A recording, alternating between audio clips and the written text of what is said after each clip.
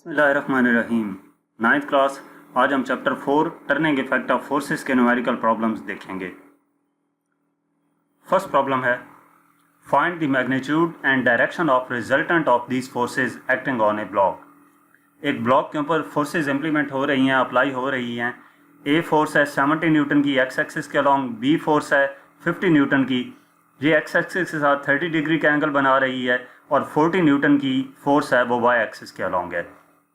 तो हम data note कर लेते हैं। इसको F1 कह दिया, ये F2 आ गई हमारे पास, और ये F3 आ गई। हमने इनका रिजल्टेंट फाइंड करना है, यानी कि sum of all these forces F calculate करनी है। तो इसका हम सोल्यूशन देखते हैं। हम इसको सॉल्व कैसे करेंगे? हेड टू टेल रूल के मुताबिक इसको सॉल्व करेंगे। तो हेड टू टेल रूल के मुताबिक सॉल्व करने के लिए सबसे पहले हम स्केल बनाते हैं, उस स्केल के मुताबिक इसकी डायग्राम ड्रॉ करेंगे। तो स्केल हम क्या बना लेते हैं, 10 न्यूटन इक्वल है 1 सेंटीमीटर के। यहाँ पर इक्वल टू का साइन नहीं आएगा। स्केल 10 न्यूटन 1 सेंटीमीटर की इक्वल है। ये हम अपनी मर्जी से बना सकते हैं, तो जो हमें सूटेबल लगे। तो क्या किया कि 10 न्यूटन सपोज कर लिया कि वो 1 सेंटीमीटर की इक्वल है। तो इसके मुताबिक 70 न्यूटन 7 सेंटीमीटर की इक्वल होगा, 50 न्यूटन 5 सेंटीमीटर, और ये 4 सेंटीमीटर। तो सबसे पहले अब हम इस स्केल के मुताबिक पहली फोर्स ड्रॉ करेंगे। पहली फोर्स कौन सी आएगी? 70 न्यूटन अलॉन्ग एक्स एक्सिस। तो एक्स एक्सिस के अक्रॉस 7 सेंटीमीटर की, स्केल के मुताबिक 70 न्यूटन 7 सेंटीमीटर आएगा। तो ये 7 सेंटीमीटर की लाइन ड्रॉ कर दी स्केल की मदद से। दूसरी फोर्स, सेकंड फोर्स का हेड फर्स्ट वेक्टर की सेकंड फोर्स की टेल फर्स्ट वेक्टर के हेड के साथ ज्वाइन करेंगे। तो वो हमारे पास 5 सेंटीमीटर की फोर्स आएगी with 30 degree angle x axis. तो एक्स एक्सिस के साथ 30 डिग्री के एंगल पे जो 5 सेंटीमीटर की फोर्स आ गई F2। उसके बाद तीसरी फोर्स हमारे पास आएगी F3, और ये कितनी है? 40 न्यूटन, यानी कि स्केल के मुताबिक 4 सेंटीमीटर। तो ये 4 सेंटीमीटर की लाइन और इस वेक्टर का भी टेल सेकंड वेक्टर के हेड के साथ ज्वाइन कर दिया। तो हेड टू टेल रूल के मुताबिक ये हमने तीनों वेक्टर्स को ऐड किया। अब रिजल्टेंट फोर्स कौन सी आएगी कि फर्स्ट वेक्टर की टेल लास्ट वेक्टर के हेड के साथ ज्वाइन कर देंगे। तो ये हमारे पास रिजल्टेंट फोर्स आ जाएगी F। ये हमने कैलकुलेट करनी है। तो हम स्केल की मदद से, जब ये एक्यूरेट स्केल रखकर ये हम ड्रॉ करेंगे एंगल का ख्याल रखते हुए, तो ये जो हमारे पास लेंथ आएगी, ये हमारे पास स्केल की मदद से जब हम इसको फाइंड करेंगे तो ये 13.06 सेंटीमीटर आएगी। अब जब हम इस सेंटीमीटर को स्केल के मुताबिक न्यूटन में कन्वर्ट करते हैं ताकि हमें पता चल जाए कि ये फोर्स कितने न्यूटन की है, तो 13.06 को हमें 10 से मल्टीप्लाई करना है न्यूटन में कन्वर्ट करने के लिए। 10 न्यूटन 1 सेंटीमीटर था ना, तो ये इतने सेंटीमीटर कितने न्यूटन के इक्वल होंगे, इसको 10 से मल्टीप्लाई करेंगे। तो ये F आ जाएगा हमारे पास 130.6 न्यूटन। अब स्केल क्या होगा इसका कि ये एक्स एक्सिस के साथ इसका एंगल क्या है। तो एंगल कैलकुलेट करने के लिए हम प्रोटेक्टर यूज़ करेंगे। प्रोटेक्टर की मदद से ये हम एंगल कैलकुलेट करेंगे कि ये एंगल कितना आ रहा है, थीटा। तो ये हमारे पास आएगा 29.8 डिग्री। तो इस तरीके से जो रिजल्टेंट फोर्स है वो 130.6 न्यूटन का मैग्नीट्यूड होगा उसका, और इसकी डायरेक्शन थीटा 29.8 डिग्री होगा। नेक्स्ट हमारे पास प्रॉब्लम नंबर 2 है। An aeroplane is moving with 200 metre per second at angle of 60 degree with horizontal. कि एक एरोप्लेन है और वो मूव कर रहा है 200 मीटर पर सेकेंड की वेलोसिटी से हॉरिजेंटल के साथ 60 डिग्री के एंगल पे। Sun is shining above the aeroplane. सूरज उस एरोप्लेन के बिल्कुल ऊपर मौजूद है। What is speed of shadow of the plane on ground. कि उस एरोप्लेन की जो स्पीड है, शैडो की स्पीड है ग्राउंड पे, वो कितनी होगी। तो डाटा में अगर हम देखें, डाटा लिखने से पहले आपको ये डायग्राम की मदद से बता दूं कि ये 200 मीटर पर सेकंड की वेलोसिटी से ये एरोप्लेन मूव कर रहा है हॉरिजेंटल के साथ 60 डिग्री का एंगल बना के। ठीक है, फिलहाल इस जो सूरज है बिल्कुल टॉप पे मौजूद है, तो इसका शैडो कहाँ पे है? बिल्कुल इसके नीचे यहाँ पर होगा। अब इस शैडो ने मूव करना है हॉरिजेंटली। तो ये लाइन यहाँ पर बना दी, तो ये हमारे पास ट्रायंगल बन गई। जब ये हॉरिजेंटली शैडो मूव करेगा तो इसका मतलब ये है कि शैडो की स्पीड फाइंड करने के लिए हमें एक्स कंपोनेंट फाइंड करना है इस वेलोसिटी का। तो इस वेलोसिटी का हम एक्स कंपोनेंट कैलकुलेट कर लेंगे। तो डाटा में हमें वेलोसिटी गिवन है 200 metre per second, theta 60 degree का गिवन है और हमने स्पीड ऑफ शैडो कैलकुलेट करनी है। तो सोल्यूशन इसका देखते हैं। अब एक्स कंपोनेंट फाइंड करने के लिए जब हम इस ट्रायंगल को देखें तो F X equal to F cos theta का फार्मूला हम इम्प्लीमेंट कर सकते हैं। तो ये हमारे पास एफ एक्स इक्वल आ जाता है, एफ हमारे पास 200 है, कॉस 60, ठीक है। तो ये एफ एक्स इक्वल आ जाता है 200 इंटू कॉस 60 मतलब 0.5, तो एफ एक्स इक्वल आ जाता है 100 के, यानी कि जो स्पीड ऑफ शैडो होगी वो हमारे पास 100 मीटर पर सेकेंड होगी। नेक्स्ट हमारे पास प्रॉब्लम नंबर 3 है। 70 Newton force is acting on a body at 60 degree with the horizontal. 70 Newton force है और वो एक बॉडी पे एक्ट कर रही है, हॉरिजेंटल के साथ 60 डिग्री एंगल है उसका। Find the magnitude of its components, उसके कंपोनेंट्स का मैग्नीट्यूड कैलकुलेट करना है। तो डाटा हम नोट करते हैं। हमारे पास 70 न्यूटन की फोर्स है, F equal to 70 newton. Theta horizontal के साथ एंगल कितना है, थीटा हमारे पास 60 डिग्री आ गया। Find the magnitude of the components, यानी कि F X and F Y calculate करना है। तो इसका सोल्यूशन देखते हैं। एफ एक्स कैलकुलेट करने के लिए F X equal to F cos theta का फार्मूला है हॉरिजेंटल कंपोनेंट फाइंड करने का। तो एफ एक्स इक्वल आ जाता है 70 कॉस 60, यानी कि F X equal to 70 into 0.5, cos 60 0.5 की इक्वल होता है। तो ये मल्टीप्लाई होकर एफ एक्स इक्वल आ जाता है 35 न्यूटन के। उसके बाद एफ वाई इक्वल होता है एफ साइन थीटा के, यानी कि F Y equal to 70 sine theta sine 60। तो ये एफ वाई इक्वल आ जाता है 70 इंटू 0.866, यानी कि एफ वाई की हमारे पास वैल्यू आ जाएगी 60.62 न्यूटन। तो ये एक्स कंपोनेंट और वाई कंपोनेंट्स जो हमने कैलकुलेट करने थे उनकी वैल्यूज आ गई। इसके बाद प्रॉब्लम नंबर 4 है। The horizontal and the vertical components of a force are 3 Newton and 4 Newton respectively. Horizontal और vertical components हैं एक force के, और वो कितने हैं? Horizontal component यानी कि Fx 3 न्यूटन है और vertical component Fy हमारे पास 4 न्यूटन है। Find their resultant force, F calculate करनी है और resultant force का डायरेक्शन क्या होगी वो भी हम कैलकुलेट कर लेंगे। तो अब मैग्नीट्यूड फाइंड करने के लिए F इक्वल होता है under root F X square plus F Y square के, यानी कि F equal to under root 3 square plus 4 square. तो ये हमारे पास आ जाता है 9 प्लस 16 अंडर रूट, यानी कि 20 under root 25, F equal to 5 newton. अब ये भी चेक कर लेते हैं कि ये कितने हॉरिजेंटल के साथ इसका एंगल क्या होगा।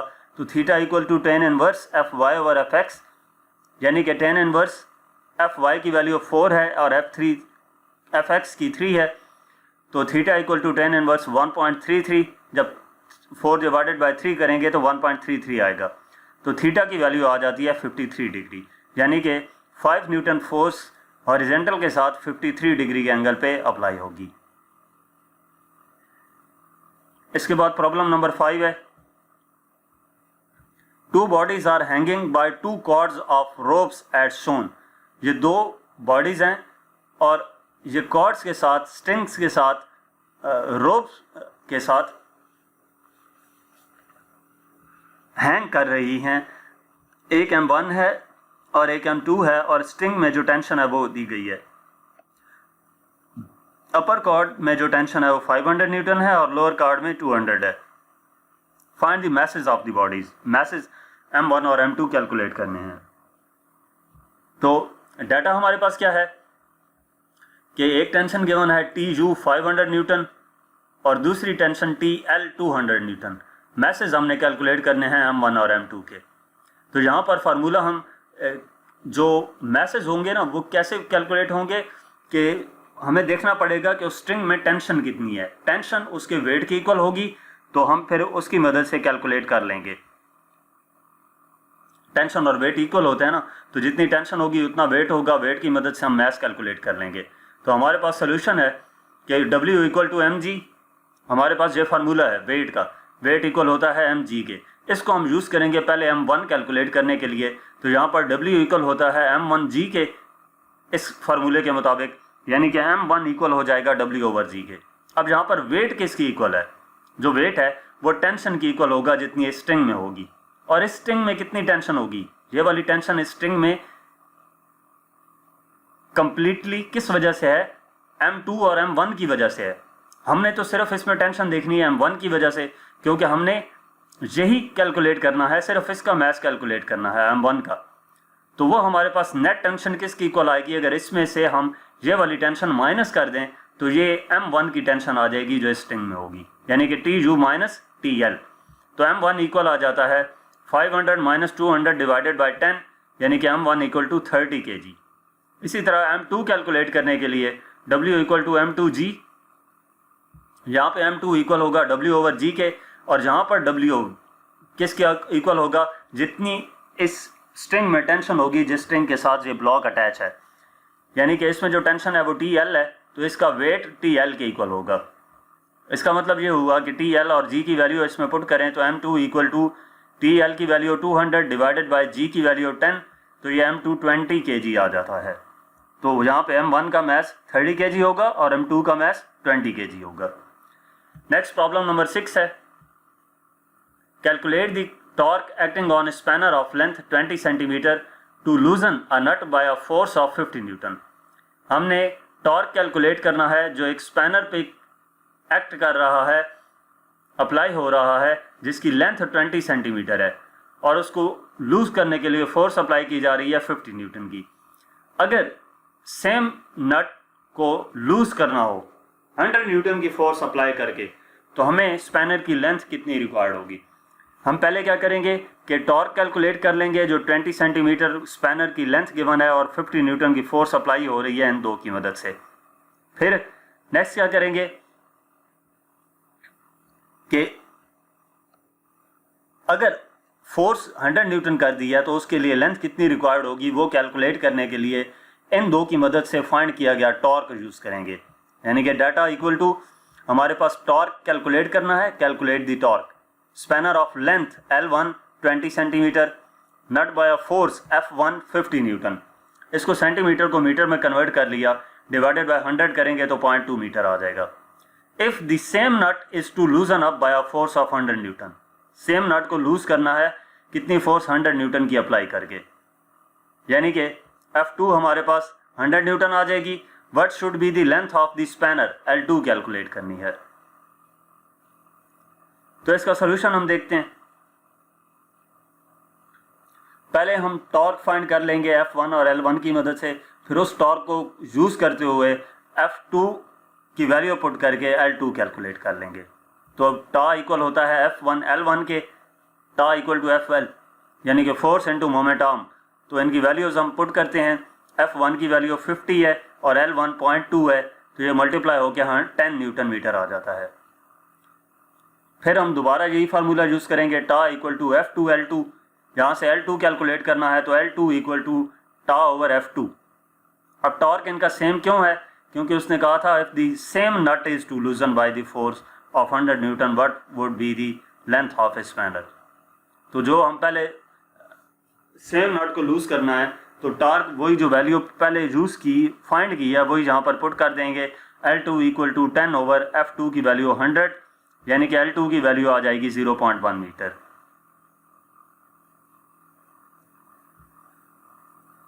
तो इसको हम सेंटीमीटर में कन्वर्ट करें तो L2 इक्वल आ जाता है 10 सेंटीमीटर के, यानी कि 100 न्यूटन की फोर्स अगर हम अप्लाई कर रहे हैं तो सेम नट को लूज करने के लिए 10 सेंटीमीटर की लेंथ रिक्वायर्ड होगी स्पैनर की।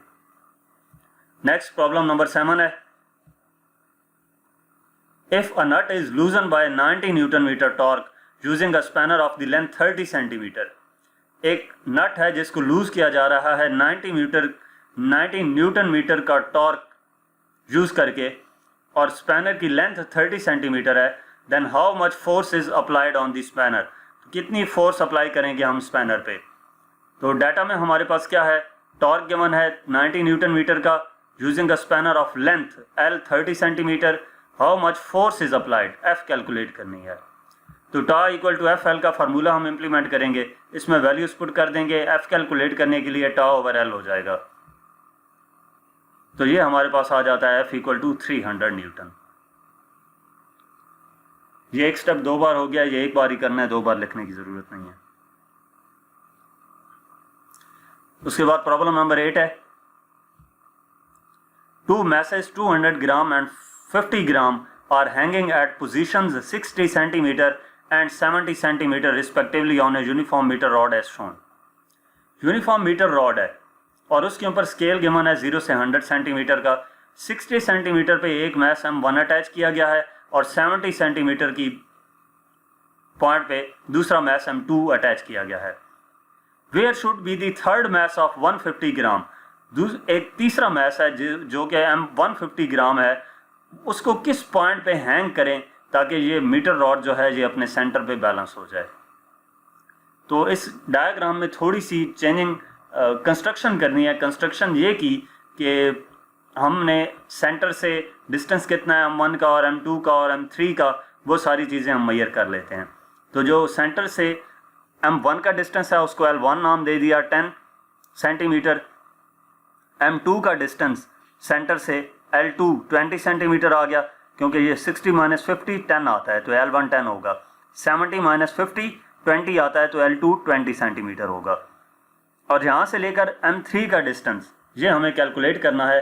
अगर ये हमें कैलकुलेट कर लेते हैं तो फिर ये जो x की वैल्यू हमने कैलकुलेट करनी है ना कि किस पॉइंट पे ये M3 हैंग करना है, वो हम कैलकुलेट कर लेंगे। तो हम डाटा नोट कर देते हैं।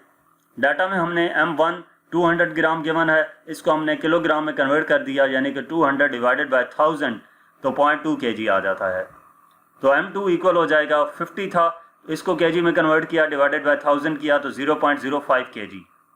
नेक्स्ट M3 है, तो M3 इक्वल आ जाएगा 150 ग्राम यानी कि 0.15 kg। फाइंड क्या करना है, पहले लेंथ्स भी इनकी नोट कर लें कि M1 के लिए जो लेंथ है सेंटर से वो L1 10 सेंटीमीटर है, M2 के लिए L2 है 20 सेंटीमीटर और M3 के लिए जो L3 है वो हम फाइंड करेंगे। और हमने फाइंड असल में क्या करना है, पूछा क्या गया है, x फाइंड पूछा गया है कि किस पॉइंट पे वो मैस हम हैंग करेंगे। तो इसका सोल्यूशन हम देखते हैं।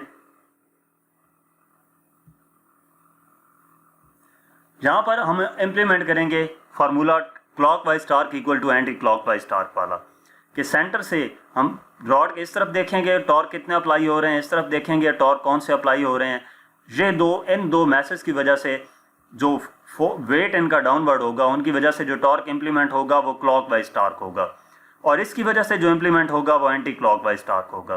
तो एंटी क्लॉकवाइज टार्क हमारे पास किसकी इक्वल आएगा, W3L3, जो इसकी वजह से वेट डाउनवर्ड होगा इनटू इसका सेंटर से पिवट पॉइंट से डिस्टेंस इक्वल टू इसकी वजह से वेट डाउनवर्ड W1 और यहाँ से पिवट पॉइंट तक का डिस्टेंस L1 10, और ये M2 की वजह से जो वेट होगा वो W2 होगा और लेंथ इतनी L2 होगी। अब W इक्वल होता है mg के, तो M3G L3 equal to M1G L1 plus M2G L2। क्या किया कि W की जगह पे mg पुट कर दिया। G के साथ हमें सबस्क्रिप्ट में 1 2 3 लिखने की ज़रूरत नहीं है, क्योंकि G तीनों पॉइंट्स पे सेम होगा G की वैल्यू। तो ये जब G तीनों में मौजूद है, सेम है, इस तरफ हम G कॉमन लेके उस G से कैंसिल कर सकते हैं, तो बाकी क्या रह जाएगा, M3L3 equal to M1L1 plus M2L2। Values put करते हैं। M3 की वैल्यू हमें गिवन है 0.15, L3 इक्वल टू M1 की वैल्यू 0.2 इंटू L1 की वैल्यू 0.1 प्लस M2 की वैल्यू 0.05 इंटू L2 की वैल्यू 0.2। तो ये 0.15 L3 इक्वल आ जाता है 0.02 प्लस 0.01 के, यानी कि 0.15 L3 इक्वल टू 0.03, तो L3 इक्वल आ जाता है 0.03 डिवाइडेड बाय 0.15 के, यानी कि L3 इक्वल आ गया 0.2 मीटर। यहाँ से लेकर यहाँ तक का डिस्टेंस 0.2 मीटर आ गया, यानी कि सेंटर से 0.2 मीटर या 20 सेंटीमीटर के डिस्टेंस पे हमें M3 अटैच करना है, तो ये रॉड बैलेंस हो जाएगा। लेकिन हमें क्वेश्चन में ये पूछा गया था where should the third mass of 150, किस पॉइंट पे लगाना है। आंसर आपकी बुक में 20 गिवन है, 20 सेंटीमीटर, इसी को कन्वर्ट करके लिखा है। हालांकि हमें इसको कन्वर्ट करके आंसर ये नहीं आता, हमने ये पॉइंट बताना है कि किस पॉइंट पे वो मैस हैंग करना है। तो उसके लिए हमें x कैलकुलेट करने की ज़रूरत है। x किसकी इक्वल है, यहाँ से लेकर सेंटर तक का डिस्टेंस माइनस L3, जो L3 हमने कैलकुलेट किया है, यानी कि x equal to 50 minus L3। तो x इक्वल आ जाता है 50 माइनस 20 यानी कि x इक्वल टू 30 सेंटीमीटर। तो इसका मतलब ये है कि जो थर्ड मैस है 150 ग्राम का, उसको हमने 30 सेंटीमीटर के पॉइंट पे हैंग करना है। तो इसकी वजह से ये जो हमारे पास मीटर रॉड है ये सेंटर पे बैलेंस हो जाएगा। उसके बाद नेक्स्ट प्रॉब्लम नंबर 9 है, A steering wheel of diameter 2 feet is rotated by 2 equal and opposite forces. Steering wheel है जिसका डायमीटर 2 फीट है और वो रोटेट कर रहा है 2 इक्वल और अपोजिट फोर्सेस की वजह से। ईच ऑफ मैग्नीट्यूड 10 न्यूटन, हर एक का मैग्नीट्यूड 10 न्यूटन है। What is couple arm, couple arm क्या होगी और मोमेंट ऑफ आर्म कैलकुलेट करना है। तो डाटा में हमारे पास क्या चीज़ है, पहले डायग्राम भी आपको मैं समझा दूँ। ये इसमें कहा क्या गया है कि ये स्टेयरिंग व्हील है और ये इसका डायमीटर है इस एंड से लेकर इस एंड तक, वो हमें गिवन है 2 फीट का। और इधर एक फोर्स अप्लाई हो रही है और यहाँ पे एक फोर्स अप्लाई हो रही है जिसकी वजह से ये टॉर्क प्रोड्यूस होगा। तो डाटा इसका हम नोट कर लेते हैं। डायमीटर गिवन है 2 फीट इक्वल टू, इसको 1 फीट हमारे पास 30.31 सेंटीमीटर की इक्वल होता है, 38 सेंटीमीटर की इक्वल होता है। तो इसका मतलब ये हुआ कि 2 फीट 60.96 सेंटीमीटर की इक्वल होंगे यानी कि 0.61 मीटर। वैसे नॉर्मली आपका जो स्केल होता है जो आप शॉप से लेते हैं उसमें 1 फीट 30 सेंटीमीटर की इक्वल होता है। तो अगर आप 30 सेंटीमीटर भी लिख दें तो तब भी आपका आंसर ठीक है, उसमें कोई कंफ्यूजन नहीं होनी चाहिए आपको। तो ये मैंने बिल्कुल एक्यूरेट जो वैल्यू थी वो लिखी है। डायमीटर को मीटर में कन्वर्ट कर दिया एसआई यूनिट में। और क्या चीज़ गिवन है, ईच ऑफ मैग्नीट्यूड एफ हमें गिवन है। इसकी मदद से रेडियस भी हम कैलकुलेट कर लेते हैं। R equal to D by 2 equal to 0.61/2 यानी कि 0.305 मीटर। वैसे ये आपका कहीं यूज़ नहीं होना, इस वजह से ये आपको मैयर करने की ज़रूरत नहीं है। मैंने टाइप करते वक्त वैसे ही नोट कर लिया था, बेशक आप ये वाला स्टेप छोड़ दें।